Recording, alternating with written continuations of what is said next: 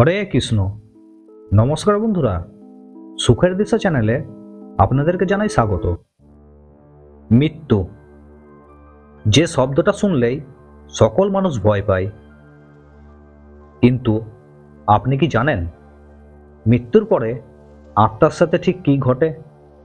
মৃত্যুর পর আত্মা কি বাড়িতেই থাকে, নাকি সরাসরি যমলোকে চলে যায়? আজকে ভিডিওতে আমরা জানব গরুড় পুরাণ অনুযায়ী মৃত্যুর পর আত্মার ভয়ঙ্কর কিন্তু সত্য যাত্রা। তাই ভিডিওটি শেষ পর্যন্ত দেখুন। মৃত্যুর মুহূর্তে ঠিক কী ঘটে? গরুড় পুরাণে বলা হয়েছে, মৃত্যুর মুহূর্তে মানুষের শরীর পড়ে থাকে, কিন্তু আত্মা সূক্ষ্ম দেহ নিয়ে বেরিয়ে আসে। সেই সময় আত্মা নিজের মৃত শরীরকে দেখতে পায়, পরিবারের কান্না শুনতে পায়, কিন্তু কারো সাথে কথা বলতে পারে না।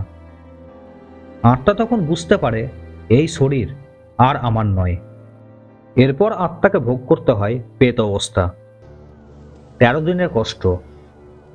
মৃত্যুর পর আত্মা হয় প্রেত। এই 13 দিনে আত্মা ক্ষুধা ও তৃষ্ণা অনুভব করে, কিন্তু নিজে খাদ্য ও পানীয় গ্রহণ করতে পারে না। পরিবারের কেউ যদি পিণ্ডদান ও জলদান না করে, তাহলে আত্মা কষ্ট পায়। পরিবারের আচরণে আত্মা শান্ত বা অশান্ত হয়। গরুড় পুরাণ বলছে, এই কারণেই 13 দিনের শ্রাদ্ধ ও ক্রিয়া অত্যন্ত জরুরি। মৃত্যুর পর 13 দিনের শ্রাদ্ধ ক্রিয়া সম্পন্ন হলে আত্মা শুরু হয় যমলোকের পথে ভয়ঙ্কর যাত্রা। যমদূতেরা আত্মাকে সঙ্গে করে নিয়ে চলে যমলোকের পথে। এই যাত্রাপথ প্রায় 86,000 যোজন দীর্ঘ। কোথাও আগুন, কোথাও কাটা, আবার কোথাও অন্ধকার এবং কোথাও হিংস্র পানিতে ভরা এই যাত্রাপথ। এই যাত্রাপথেই পড়ে বৈতরণী নদী।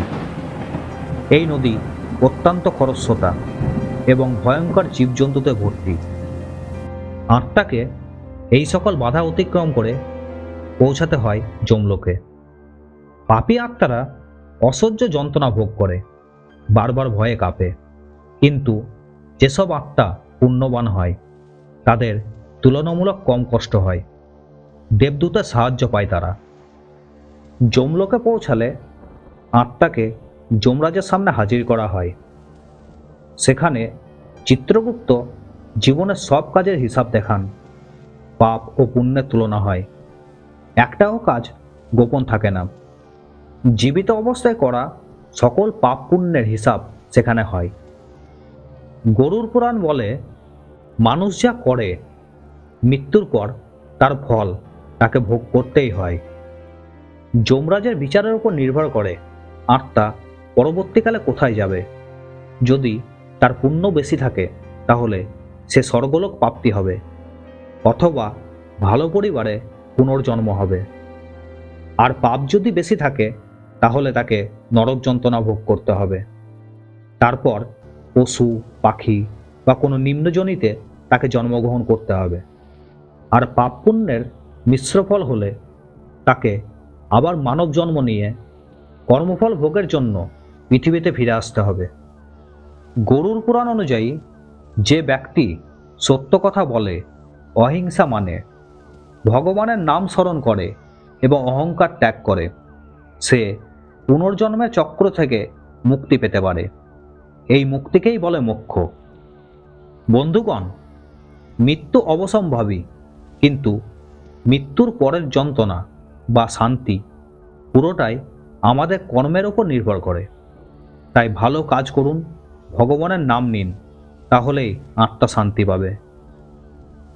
ভিডিওটি ভালো লাগলে অবশ্যই লাইক, শেয়ার এবং কমেন্ট করবেন, আর সাবস্ক্রাইব করতে ভুলবেন না।